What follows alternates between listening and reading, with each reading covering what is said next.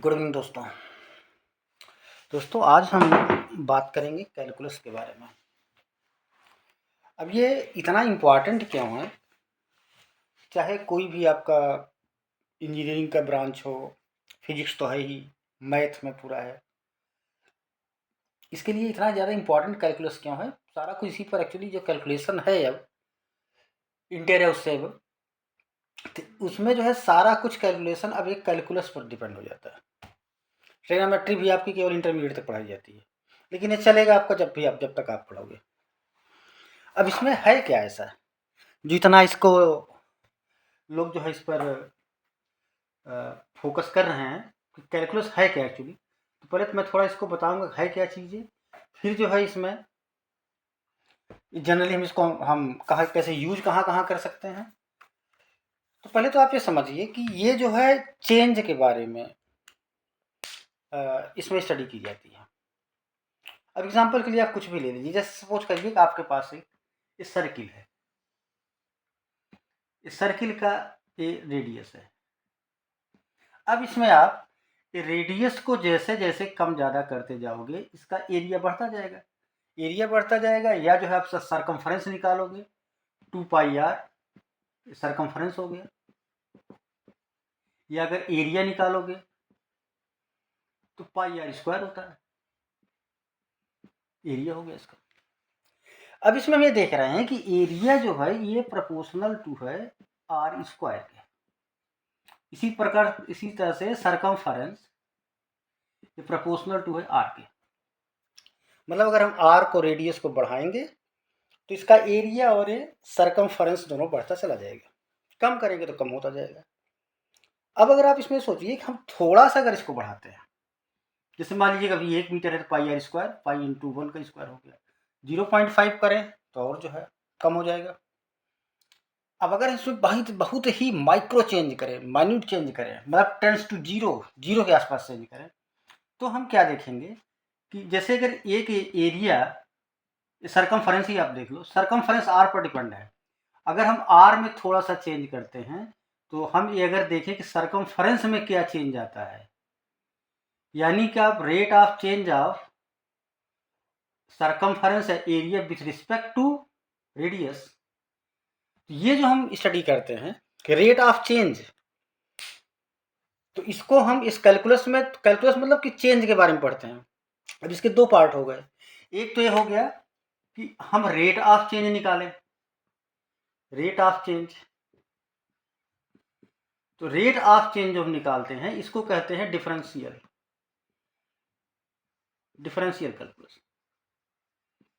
और अगर हमें रेट ऑफ चेंज मालूम है, मतलब हमको ये मालूम है कि r को 1 मिलीमीटर चेंज करने पर इसके एरिया में कितना चेंज हो जाता है, तो अगर हमको ये निकालना है, इसको हम कहेंगे कि ये डिफरेंशिएशन कर रहे हैं। और अगर हमें रेट ऑफ चेंज पता है, हमको पूरा निकालना है कि पूरा ये होल क्वांटिटी कितनी है, इसको बोलेंगे हम इंटीग्रेशन। हमारे ख्याल से बात नहीं समझ में आई, मैं एक बार फिर से क्लियर करता हूँ। कैलकुलस ब्रांच ऑफ मैथमेटिक्स है जिसमें हम पढ़ते हैं चेंज के बारे में। अब चेंज के बारे में मतलब एक क्वांटिटी दूसरा, जैसे दो क्वांटिटीज हो एक दूसरे पर डिपेंड हो। जैसे मैंने एग्जांपल आपको दिया है, आप किसी का कुछ भी आप एग्जांपल ले लो। जैसे आप सपोज करिए कोई बच्चा है, वो जब पैदा होता है तो वो छोटा है, जैसे जैसे उसका टाइम के साथ में अगर हम देखें कि उसकी हाइट बढ़ती जाएगी, तो या वेट आप देख लो, कुछ भी आप देख लो, टाइम के साथ में उसमें बढ़ोतरी हो गया, घटोतरी जो भी आपका होगा बढ़ता जाएगा। आइसक्रीम अगर आपने एक ले रखा है, आइसक्रीम से भी आप अच्छे समझ सकते हो। जैसे मान लीजिए कोई आइसक्रीम है ऐसे, अब आप ये देखोगे कि मान लो आइसक्रीम आपने खरीद लिया, अब जैसे जैसे टाइम बढ़ता जाए उसको आप इसे पकड़े ही रहो, जैसे जैसे टाइम बढ़ता जाएगा आइसक्रीम यहाँ से जो है ये बाहर पिघलना शुरू हो जाएगी। जैसे हमने देखा कि 10 मिनट में आधा पिघल गया, 5 मिनट में और कम हुआ, 4 मिनट में और कम हुआ, 3 मिनट में। और अगर हम इसमें निकालने की बहुत ही कम समय में रेट अगर निकालना है, जरा से अगर हमें देखें कि थोड़ा सा इसमें 1 माइक्रो सेकेंड, 1 नैनो सेकेंड में मतलब 10⁻⁹ सेकेंड में इसमें कितना चेंज आ रहा है, कितना ये पिघल रहा है। तो ये जो रेट है, मतलब पिघलने का रेट, पिघलने का जो रेट है कि कितना अमाउंट पिघला, डिवाइड करेंगे कितना टाइम में ऐसा हुआ। तो यही जो आपका, इसी को हम कहते हैं रेट है, विथ रिस्पेक्ट टू टाइम जो हमने लिया हुआ है, इसी को हम कहेंगे कि रेट ऑफ चेंज जो हम निकालेंगे, तो उसी को हम कहेंगे डिफरेंशिएट कर रहे हैं। तो हमारे ख्याल से समझ में आ गया होगा इतना चीज़। इसको भी आपका देख सकते हो। हाँ, कोई भी चीज़, दुनिया में जितनी भी चीज़ें हैं, सारी जो ऑब्जेक्ट्स हैं, सारा टाइम के रिस्पेक्ट में चेंज हो ही रही है सब कुछ। तो अगर हम रेट ऑफ चेंज निकालते हैं, केवल अगर चेंज, हम केवल चेंज के बारे में पढ़ें तो हम कहेंगे कैलकुलस है। केवल change, about change, branch of mathematics which deals about change of one object with respect to other। तो अगर हम अबाउट चेंज पढ़ेंगे इसको हम कहेंगे कैलकुलस, केवल चेंज के बारे में। अगर रेट ऑफ चेंज पढ़ें, रेट ऑफ चेंज, अभी मैं इसको समझाता हूँ फिर से।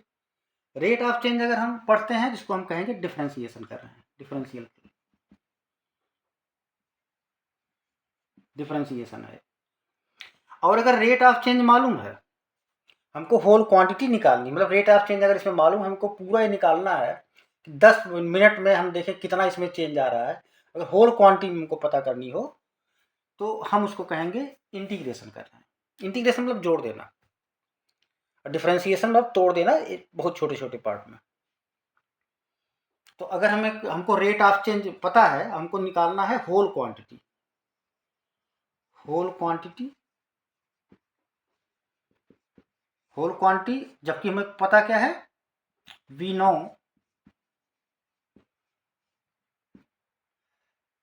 Rate of change. तो हम होल क्वांटिटी अगर हमको पता करनी हो तो हम इसको बोलते हैं इंटीग्रेशन कर रहे हैं, मतलब जोड़ दे रहे हैं। अब मैं एक ग्राफ से समझाता हूँ इसको। हमारे ख्याल से बेसिक समझ में आ गया होगा। अभी में जितने सारे फार्मूले हैं आपके मेंसुरेशन के, जैसे 4/3 pi r cube, pi r square, सब कहाँ से आता है, सब यही निकल आएगा अभी। अब देखिएगा, अभी कल मैं निकाल दिखाता हूँ इसको, अभी आज बेसिक समझ लो बस। तो हमारे ख्याल से समझ में आ गया होगा कि अगर हम केवल चेंज के बारे में पढ़ते हैं, कोई भी ऑब्जेक्ट हो, चेंज के बारे में पढ़ेंगे तो कैलकुलस है, रेट ऑफ चेंज। जैसे कहते हो आप कि rate of change of velocity is called acceleration, तो वो आपको डिफरेंशिएट कर रहे हो आप सीधा, मतलब एक्सीलरेशन इक्वल टू क्या हो गया आपका, dv बाई dt, ये लिखते हो ना। अब मैं इसको समझा रहा हूँ कैसे, क्या मतलब है इसका।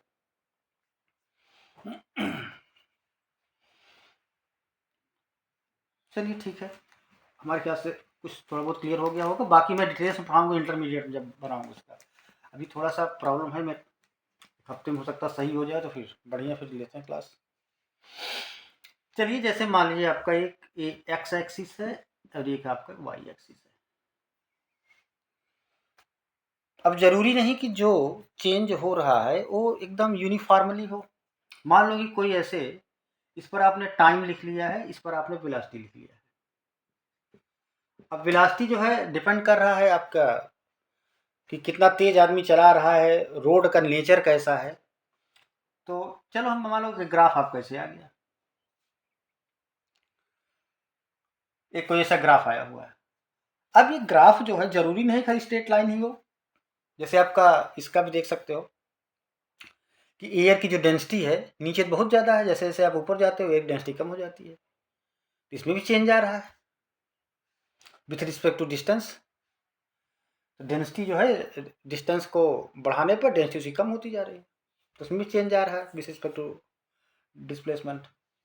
तो चलो हम इस पर थोड़ा सा बात करते हैं। मान लो हमें जो है यहाँ पर इतना कंसीडर करना है, इतना। अब यहाँ पर आप देखिए, अब जैसे हमने इसको चलो एक पार्ट ले लिया, इतना यहाँ से यहाँ तक पार्ट ले लिया।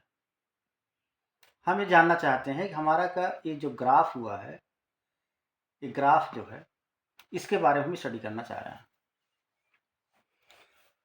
तो ये चलो हम मान लेते हैं कि आपका x2 है, यहाँ पर आपका x1 है, यहाँ पर xy है, या 0 0 आप ले लो, ओरिजिन है 0 0 ले लो। इसी तरह से आपका जो है ये आपका y1 है, ये आपका y2 है। तो ये जो स्लोप है, इसका स्लोप समझ रहे हैं, एंगल थीटा, ये tan थीटा आप लेते हो ना, बताया था उसमें कोऑर्डिनेट ज्योमेट्री में कि रनिंग, ये आपका जो ये जो राइज अपॉन रनिंग, इसी को tan थीटा बोलते हैं। तो राइज मतलब ये आपका हो गया y2 माइनस y1 अपॉन इसका हो गया आपका x2 minus x1 tan theta perpendicular upon base, ये लिख दिया हमने। अब एक्चुअली जो ये स्लोप है, इसी को हम अगर लिख दें y2 माइनस 1 को, चलो हम सीधा लिख दें कि ये डेल्टा y है, ये अपॉन डेल्टा x, मतलब y2 माइनस 1 डेल्टा y लिख दिया। अब इसमें अगर ये डेल्टा x अगर टेंस टू 0 हो, अब यही ध्यान समझिए आप, डेल्टा x 0 ना हो, टेंडेंसी उसकी 0 हो, मतलब कि बहुत ही छोटा, 0 के आसपास का हो, तो ये जो आपका अगर डेल्टा x अगर 0 है, तो delta y upon delta x को हम लिख सकते हैं dy अपॉन dx, इसी को कहते हैं डेरिवेटिव है।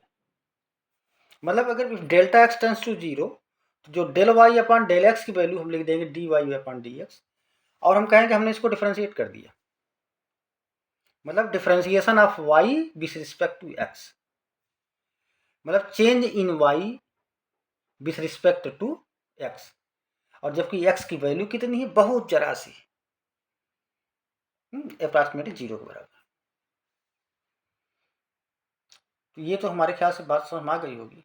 जैसे अपने बच्चे बहुत जो है वो कंफ्यूज होते, थोड़ा सा इसमें मैं एक चीज़ और मेंशन करना चाह रहा हूँ। जैसे एक्स स्क्वायर हमने लिखा,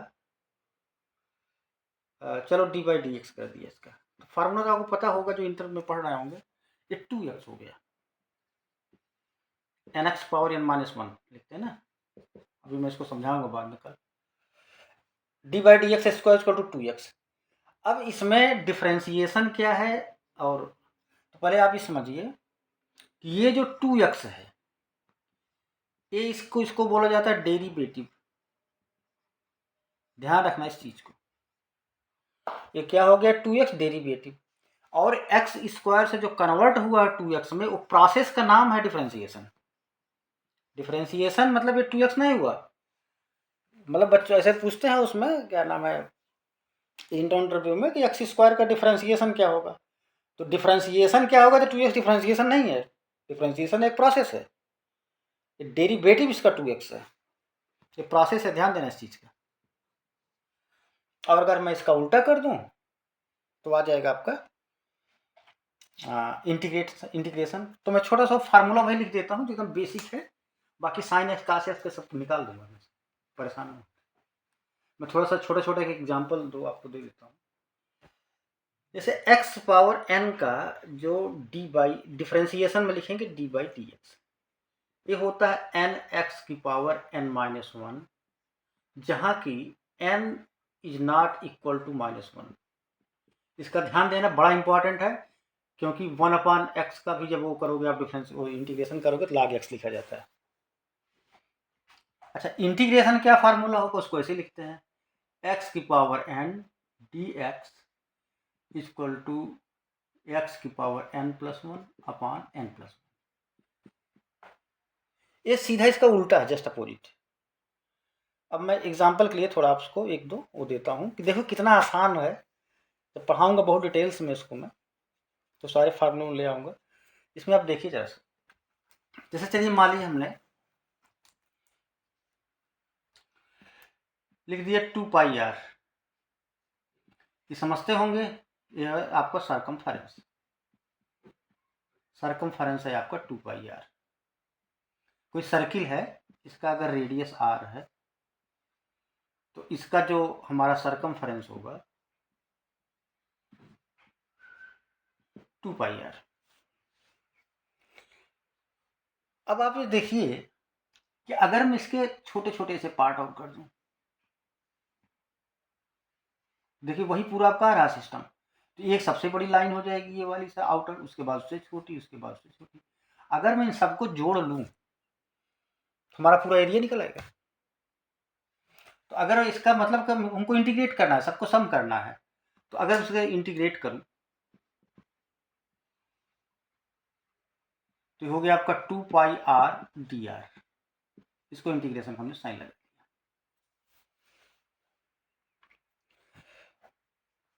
मतलब डी आर एक छोटा सा उसका पार्ट है।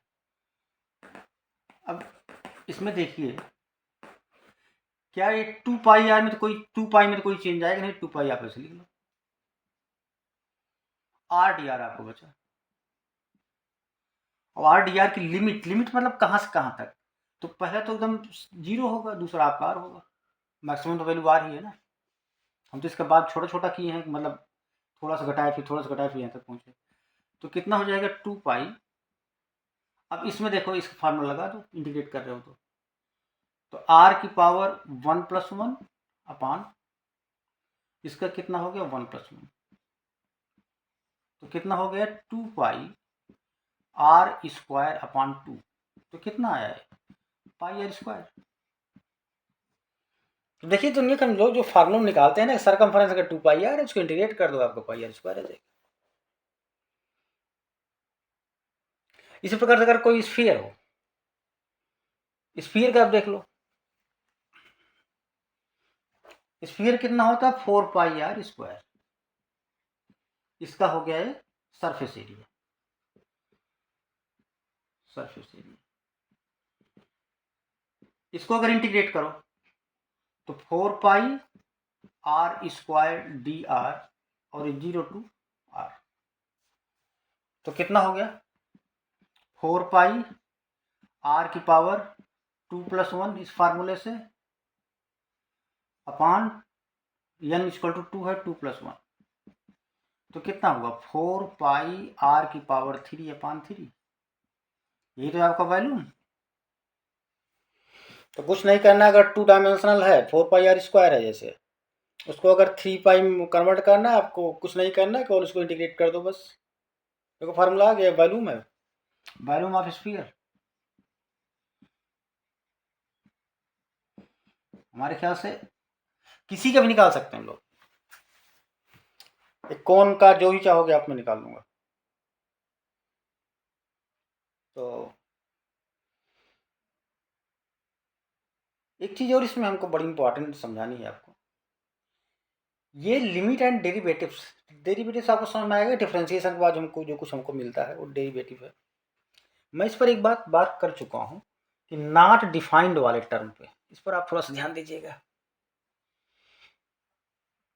कि जैसे x टेंस टू 2 है, हमें वैल्यू जो निकालना है लिमिट, ये लिमिट समझ रहे हैं मतलब कहाँ से कहाँ के बीच में, जैसे हमने यहाँ लिखा 0 टू r, डिटेल से मैं बाद में जाऊँगा, अभी जब मेरा सब कुछ सेटअप हो जाएगा तो मैं पढ़ाऊँगा फिर ढंग से, अभी केवल इसलिए कि मैं फिजिक्स भी शुरू कर सकूँ, है ना, एक बेसिक आप जान लो, ये आपके नीट में भी काम आ जाएगा, सब में उसमें समझ लीजिए, इसमें हल्का सा जैसे x हमने ऐसे लिख दिया कि एक्स स्क्वायर -4 अपान एक्स माइनस 2, इसकी वैल्यू निकालो, हमको इसकी वैल्यू चाहिए, x टेंस टू 2 है। अब अगर मैं इसको सीधा सीधा यहाँ पर x की जगह पर 2 रख देता हूँ तो क्या आ जाएगा 2 का square -4 upon 2 minus 2 equal to 4 -4 upon 2 minus 2 equal to 0 upon 0। हम इस पर बहुत डिस्कस कर चुके हैं 0 अपान 0 को। अब इसकी 3 वैल्यूज होंगी ना, आप जानते होंगे, इसमें मैं पढ़ाया उसमें बता दिया हूँ नॉट डिफाइंड टर्म क्या है। जब 0 अपान 0 है मतलब ऊपर नीचे दोनों, तो इसको बोलते हैं नॉट डिफाइंड, और जब केवल नीचे ही 0 है तो ये आपको बन जाता है इनफाइनाइट। ये बड़ा क्रिटिकल चीज है, अगर ऐसा हो गया तो नॉट डिफाइंड से क्या मतलब हो गया, इनफाइनाइट तो आ सकता है, मतलब अगर डिनोमिनेटर में 0 हो गया तो हम वैल्यू लिख देंगे, लेकिन अगर 0 अपान 0 हुआ तो अब इसका जरा सा आप देखिए, एक बार मैं बता भी चुका हूँ कि मैथमेटिकल रूल क्या है कि अगर ऊपर नीचे अंश और हर, न्यूमरेटर और डिनोमिनेटर अगर दोनों 0 हैं, जैसे हमने लिख दिया 5/5, इसकी वैल्यू आपको क्या होगी 1 होगी, और दूसरा अगर 0/5 होगा जिसकी वैल्यू क्या होगी 0, और अगर 5/0 है जिसकी वैल्यू क्या होगी, इनफाइनाइट। तो अगर ऊपर नीचे दोनों बराबर हैं तो इसकी वैल्यू, पहली एक वैल्यू हो सकती है इसकी 1, एक वैल्यू 1 हो सकती है। दूसरी क्या हो सकती है, ऊपर 0 है नीचे कुछ भी है, जैसे 0.5 भी 0 है और 0.6 भी 0 है, तो मैटर नहीं करता नीचे क्या है, ऊपर 0 है तो 0, तो दूसरी वैल्यू इसकी 0 हो सकती है। तीसरा क्या है, नीचे 0 तो इनफाइनाइट, मतलब इसके 3 वैल्यूज आएंगे 0.0 के, इसीलिए नॉट डिफाइंड टर्म है। तो हमें इसको ध्यान देना है, अगर ये सीधे वैल्यू रखने पर अगर नॉट डिफाइंड टर्म आ जाता है तो हमें क्या करना पड़ेगा, इसको कुछ भी आप प्रोसेस का चेंज करो, सीधे ना रखो, इसको जो है चाहे फैक्टराइज कर लो, फैक्टराइज कर लेंगे देखो वैल्यू आ जाएगी। 0.0 नहीं आना चाहिए सीधे रखने पर, फैक्टराइज करेंगे तो ए का स्क्वायर है माइनस बी का स्क्वायर है, मतलब एक्स माइनस 2 और दूसरे ब्रैकेट में x plus 2 upon x minus 2, तो एक्स माइनस 2 ये कैंसिल हो गया, एक्स प्लस 2 आया।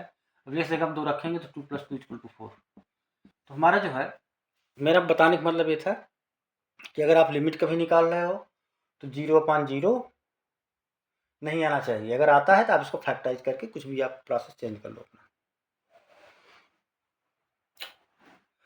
तो बहुत ज़्यादा इसमें नहीं, बहुत इसका यूज बहुत ज़्यादा है। आप इतनी कैलकुलस तो आपको बहुत ही स्ट्रांग होनी चाहिए, खासकर इंजीनियरिंग के अगर उसमें जा रहे हैं आप तो। नीट में भी जो भी अपना मतलब ये मेडिकल वालों में भी फिजिक्स तो है ही, तो सिंपल कैलकुलस तो आप जान ही लो। अब इसमें डिफ्रेंसिएशन के लिए ये है, मतलब अगर रेट ऑफ चेंज निकालेंगे, कोई भी आप रेट ऑफ चेंज निकालो, जैसे आप कहते हो कि rate of flow of charge is called current, तो आप उसको लिख सकते हो dQ/dt। इंस्टेंटेनियस वैल्यू देता है, मतलब किसी पर्टिकुलर टाइम पर, बहुत जैसे 10 बजकर मान लो 15 मिनट 1 सेकेंड में उसका जो है वो चार्ज का फ्लो क्या रहा, और दूसरा अगर दे दे 10 बजकर 15 मिनट 1 सेकेंड के बाद 1 माइक्रो सेकेंड और आपने ले लिया, तो आपको ये इंस्टेंटेनियस वैल्यू देता है, मतलब किसी पर्टिकुलर टाइम पर। तो ये आपका डिफ्रेंसिएशन हो गया। अगर ये मालूम है हमें होल क्वांटिटी निकालनी है तो इंटीग्रेट कर देंगे, मतलब अगर जोड़ना है तो इंटीग्रेट करो और अगर तोड़ना है तो डिफ्रेंशिएट करो। और बाकी इसके मैं फार्मूले जो है एक आपको देकर 2-4 क्वेश्चन करा दूँगा, 2-4 क्वेश्चन करा दूँगा, पूरा समझ में आ जाएगी, बात खत्म। ओके, थैंक यू, फिर मिलते हैं कल या परसों में।